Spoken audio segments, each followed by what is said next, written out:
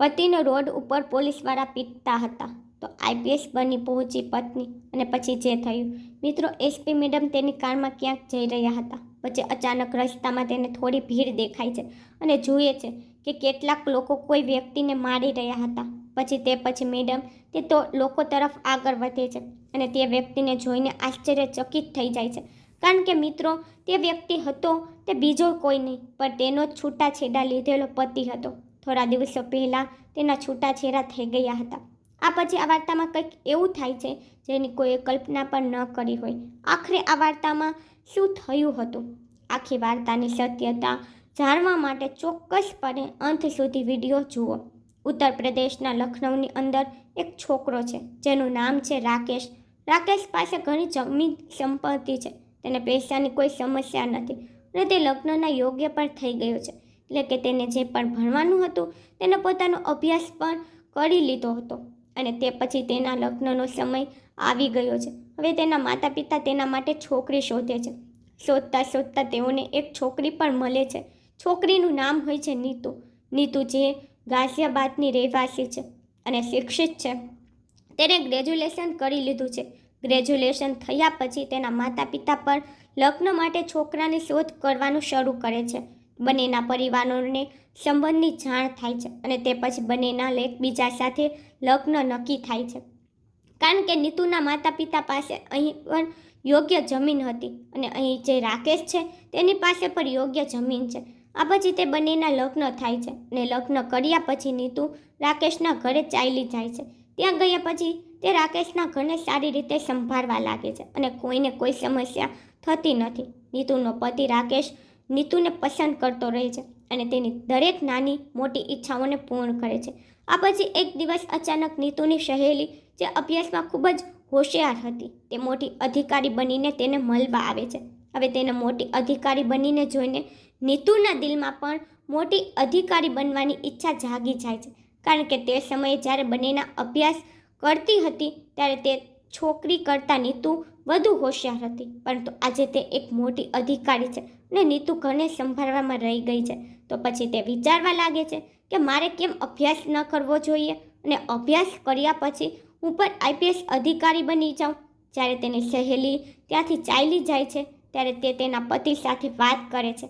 તે કહે છે, જુઓ, આ મારી મિત્ર છે અને આ અભ્યાસમાં મારાથી સાવ નબળી હતી, પરંતુ આજે તે એક મોટી અધિકારી છે અને હું ઘરની અંદર આમ જ રહી ગઈ છું. આ પછી તેનો પતિ તેને પૂછે છે, તો કહો તું શું ઈચ્છે છે? પછી તે કહે છે કે હું પણ એક મોટી અધિકારી બનવા માંગુ છું.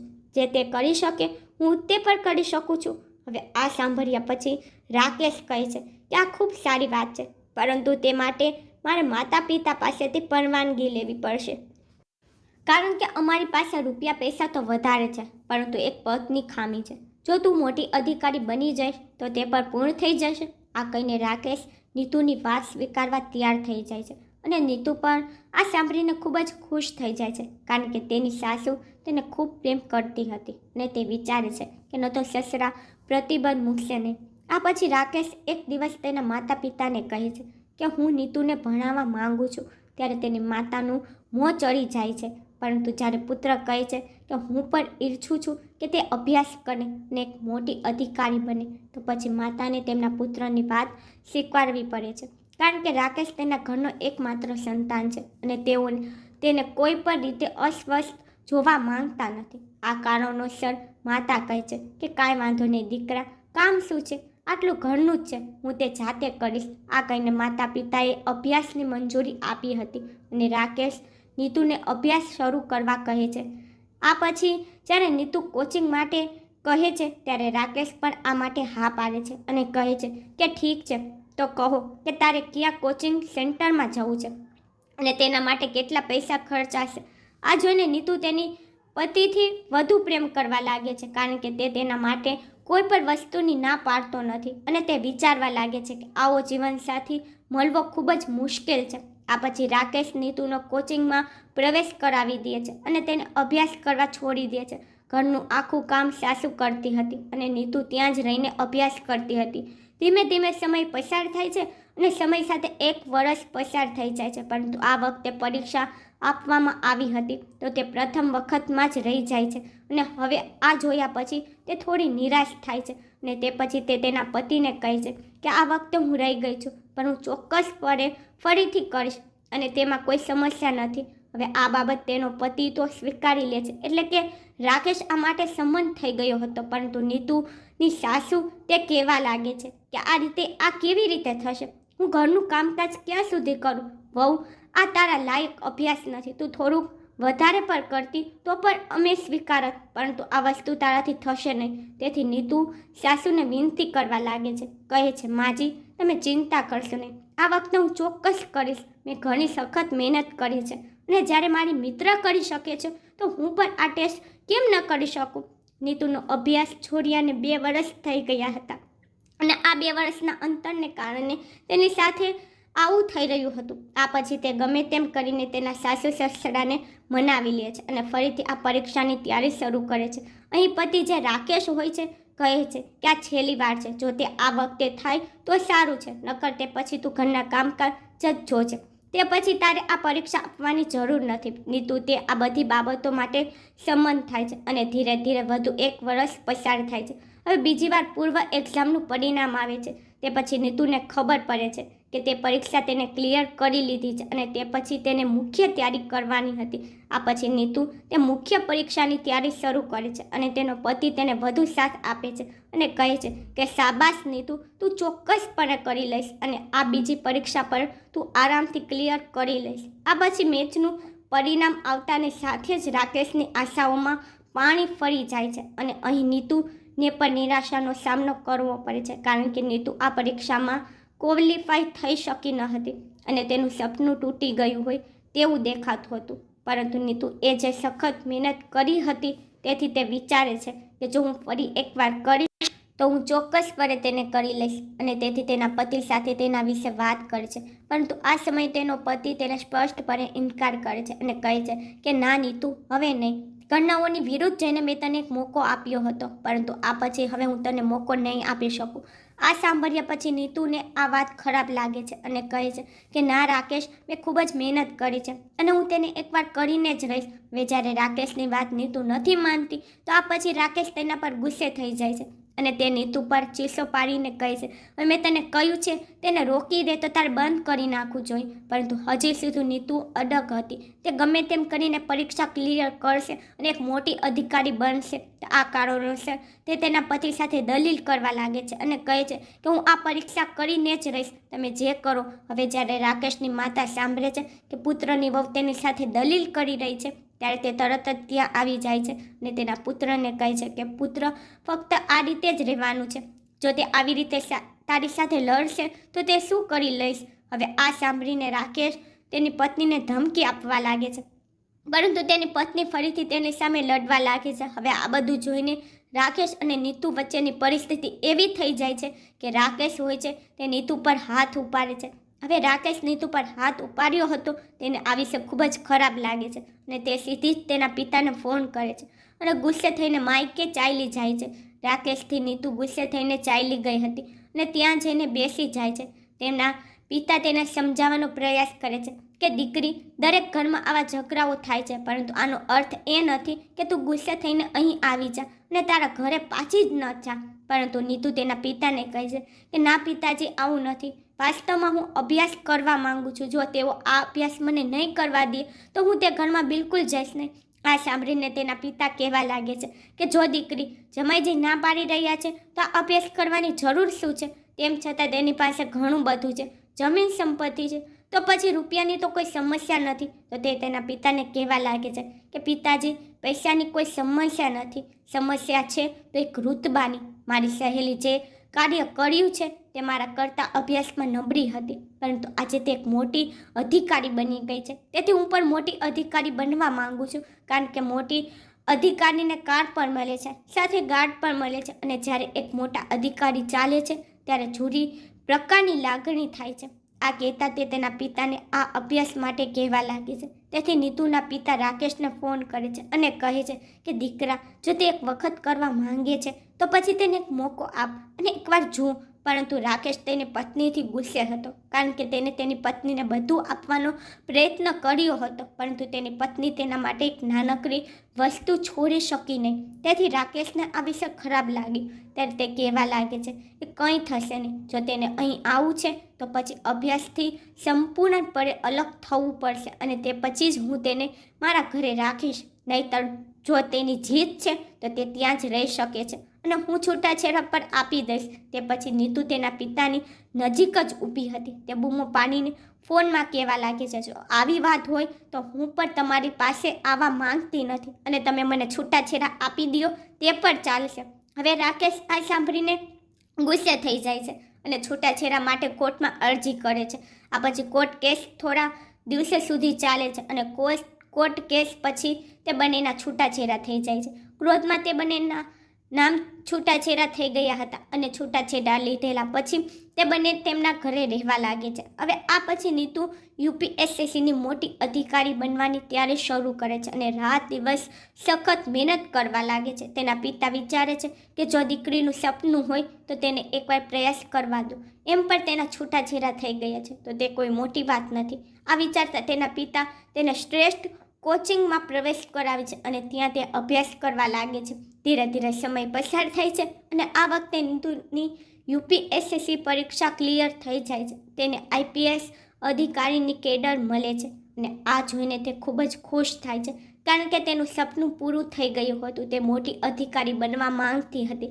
જ્યારે તેના પિતાને આ વિશે ખબર પડે છે ત્યારે તે ખૂબ જ ખુશ થાય છે અને વિચારે છે કે છૂટાછેડા થઈ ગયા છે પરંતુ દીકરીનું જીવન સેટલ તો થઈ ગયું.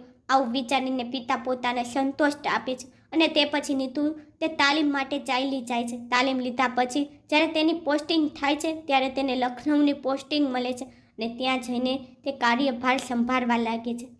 જેવી તે ખુરશી પર બેસે છે જેના માટે તેના પતિએ અને તેને ઘણા સપના જોયા હતા, અચાનક તેની આંખોમાંથી આંસુ આવવા લાગે છે અને તેના પતિની તે બધી વાતો યાદ આવવા લાગે છે કે જ્યારે તેને કહેતો હતો કે જ્યારે તું મોટી અધિકારી બની જઈશ ત્યારે જોઈ લેજે, મારા વખાણ બધા લોકો કરશે અને બધા લોકો મારાથી ડરશે.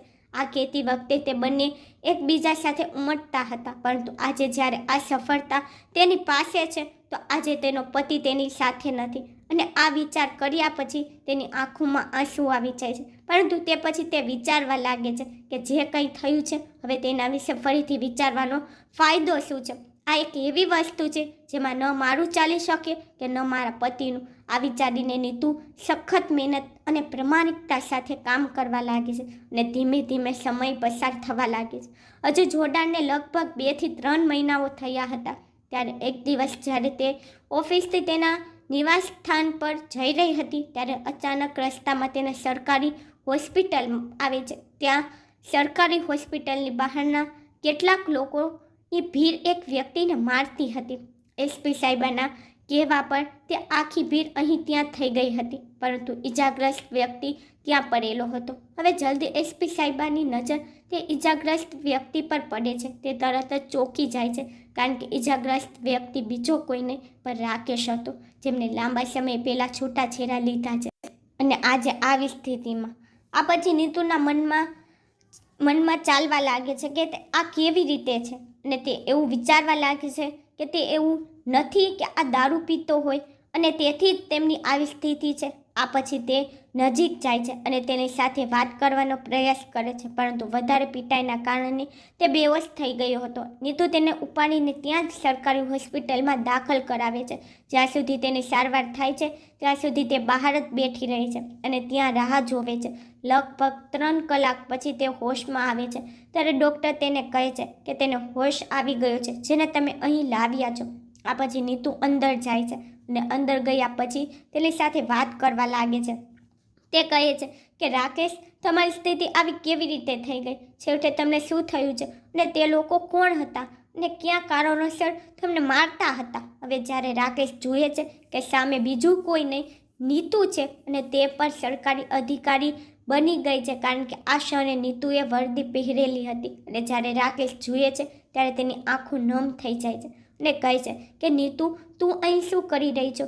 તે પછી નીતુ કહે છે કે કેટલાક લોકો તમને ત્યાં મારતા હતા, ત્યાંથી હું પસાર થઈ રહી હતી અને તેથી મેં તમને બચાવ્યા અને પછી તમે હોશમાં ન હતા અને તેથી જ મેં તમને અહીં દાખલ કરાવ્યા છે. પરંતુ હું જાણવા માંગુ છું કે તે લોકો તમને કેમ મારતા હતા? જો તમે કંઈક ખોટું કર્યું છે તો રાકેશ કહેવા લાગે છે કે હા, મેં ખોટું કર્યું છે અને હું આજ સુધી તે સજા ભોગવી રહ્યો છું. હવે આ સાંભળીને નીતુ થોડી આશ્ચર્યચકિત થઈ જાય છે અને પૂછવા લાગે છે કે શું ખોટું કામ કર્યું છે? જુઓ, તમે ખોટું કામ કર્યું છે તો અહીંની એસપી હું છું. હું તમને બિલકુલ માફ કરીશ નહીં. આ સાંભળીને રાકેશ કહેવા લાગે છે, હા, હું જાણું છું કે તમે મને માફ કરશો નહીં, કારણ કે મેં તારી સાથે તે ખોટું કર્યું છે. જો હું તે સમયે તને ફરીથી લેવા આવ્યો હોત અને તને બીજો મોકો આપ્યો હોત તો આજે આપણે બધા સાથે હોત અને કોઈ સમસ્યા ન હોત. આ સાંભળતા તે થોડી વિચારવા કરવા લાગે છે કે રાકેશના માતા પિતાને કંઈ થયું નથી ને, જેના કારણે તેને મારી રહ્યા હતા. ત્યારબાદ તે પૂછવા લાગે છે કે રાકેશ, શું થયું છે? મને સ્પષ્ટ રીતે કહો. ત્યારે રાકેશ કહેવા લાગે છે કે નીતુ, જ્યારે તું ચાલી ગઈ હતી ત્યારે પછી મેં માતા પિતાની ઈચ્છાથી બીજી છોકરી સાથે લગ્ન કર્યા હતા, પરંતુ તે છોકરીએ મારી સંપત્તિ જોઈને મારી સાથે લગ્ન કર્યા હતા અને તેના પરિવારને મારી સંપત્તિ જોતી હતી. હવે જ્યારે તેને પહેલી વાર બાળક થવાનું હતું ત્યારે બાળક થવાથી તે અચાનક મૃત્યુ પામી. પરંતુ જ્યારે મારી સાસુ સસરાને આ વિશે ખબર પડે છે ત્યારે તેઓ ખૂબ ગુસ્સે થઈ જાય છે અને મારા પર આરોપ લગાવે છે કે તેમાં તારી પત્નીની સારી સંભાળ લીધી નથી. આ કારણોસર તે મરી ગઈ અને તમે તેના માટે જવાબદાર છો. તેઓ મારી પાસેથી ગમે તેમ કરીને પૈસા એકત્રિત કરવા માંગતા હતા અને આ કારણોસર તેઓએ આ વાર્તા ઊભી કરી. હવે આ પછી જ્યારે મેં તેમની સામે વિરોધ કર્યો ત્યારે તેઓ કેટલાક લોકોને મારી સામે લાવ્યા હતા અને તે જ લોકો મને અહીં મારતા હતા. હવે આ સાંભળીને નીતુ સમજે છે કે જેના કારણે રાકેશને મારવામાં આવી રહ્યો હતો. નીતુ અહીં થોડા દિવસો સુધી કામ કરતી હતી અને કામ કર્યા પછી આ બધી બાબતો તે સમજે છે, કારણ કે તે ઘણીવાર થાય છે કે પૈસાને લીધે લોકો પર ખોટા કેસો પણ દાખલ કરવામાં આવે છે, જેથી તેનાથી પૈસા લેવામાં આવે અને પૈસા લીધા પછી તેઓનું જીવન આરામથી પસાર થાય. આ પછી રાકેશ નજીકથી નીતુ તરફ જુએ છે અને જોયા પછી કહેવા લાગે છે, નીતુ, શું તે બીજા લગ્ન કર્યા છે? ત્યારે નીતુ કહે છે કે ના રાકેશ, મેં બીજા લગ્ન કર્યા નથી. વાસ્તવમાં થોડા દિવસો પહેલાં મારી પોસ્ટિંગ અહીં કરવામાં આવી છે અને હજુ સુધી મેં બીજા લગ્ન વિશે વિચાર્યું પણ નથી. તેથી રાકેશ કંઈક વિચારે છે અને કંઈક કહેવા માંગે છે, પરંતુ આ ક્ષણે તે કંઈ કહી શકતો નથી અને કહે છે કે તે સારું નીતુ, હું હવે ઠીક છું. હવે તારે અહીંથી જવું જોઈએ. હવે તારે અહીં કોઈ કામ નથી. આ પછી નીતુ ત્યાંથી જવા લાગે છે અને જતાં જતાં ઘણી વખત તે મોં ફેરવીને રાકેશ તરફ જુએ છે. હવે નીતુ તો ત્યાંથી ચાલી ગઈ હતી, પણ રાકેશ તેના મનમાં ખૂબ ઊંડા વિચારો કરે છે આ વિશે કે નીતુ ખૂબ સારી છોકરી હતી, કારણ કે જ્યારે તે બંનેના છૂટાછેડા થયા હતા ત્યારે છૂટાછેડાના પૈસા કોર્ટે નક્કી કર્યા હતા, પરંતુ નીતુએ તેને લેવાનો ઇનકાર કર્યો હતો અને કહ્યું હતું કે મને પૈસાની કોઈ સમસ્યા નથી. હું મારી પોતાની સ્વતંત્ર ઈચ્છા પર છૂટાછેડા લઈ રહી છું, તો તેઓ મને પૈસા શા માટે આપે? આ કહીને તેને પૈસા લેવાની ના પાડી હતી. અને તે પછી જ્યારે તેના બીજા લગ્ન થયા છે ત્યારે તેની પત્નીના ઘરવાળાઓએ તેને આમ જ પિટાઈ કરાવી રહ્યા છે અને એવું જ વિચારી રહ્યા છે કે કોઈક રીતે તેનાથી પૈસા લઈ શકાય. હવે આ પછી એ જ થાય છે જે રાકેશને ડર હતો.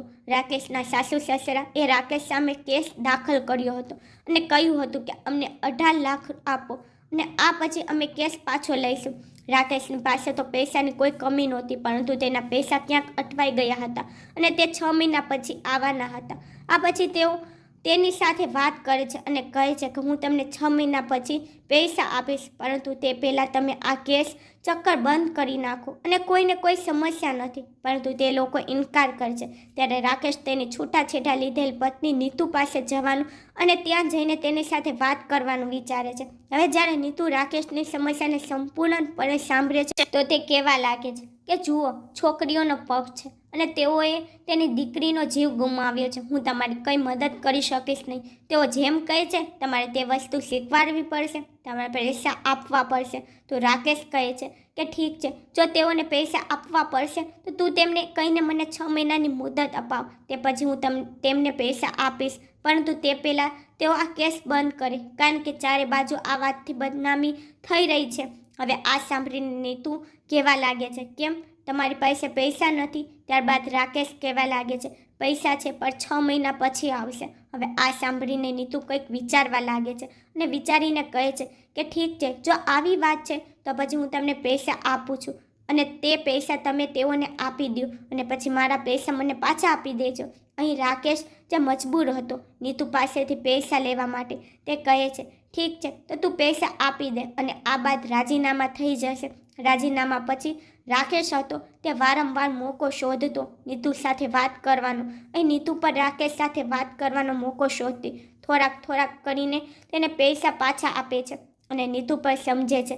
આ પછી એક દિવસ નીતુ તેના પિતા સાથે વાત કરે છે કારણ કે તેના પિતા તેને લગ્ન માટે પૂછતા હતા. પછી નીતુ કહે છે કે પિતાજી, હું તે છોકરા સાથે લગ્ન કરવા માંગુ છું જેનાથી મેં છૂટાછેડા લીધા હતા, કારણ કે બીજી છોકરી જેની સાથે તેને લગ્ન કર્યા હતા તેનું ડિલિવરી દરમિયાન મૃત્યુ થયું હતું અને તેના બાળકે પણ આ દુનિયા છોડી દીધી હતી. અને જ્યારે તેના પિતા આ સાંભળે છે ત્યારે તે પણ આ માટે સંમત થાય છે અને 2 દિવસ પછી તેના પિતા સીધા રાકેશના ઘરે પહોંચે છે અને ત્યાં ગયા પછી ફરીથી તેની પુત્રીના લગ્ન વિશે વાત કરવા લાગે છે. જ્યારે રાકેશ આ વાત સાંભળે છે ત્યારે એકદમથી તેના માતા પિતાને હા પાડે છે. તે કહે છે કે હું પણ આ જ ઈચ્છતો હતો, પરંતુ અમે નીતુ સાથે જે પણ કર્યું છે હું તેને કહી શક્યો નહીં. તે સમયે રાકેશની માતા પણ ત્યાં આવે છે અને તેના હાથ જોડીને નીતુના પિતાને કહેવા લાગે છે કે અમારી પહેલી વહુ દેવી હતી, કારણ કે બીજી વહુએ આવીને તેમને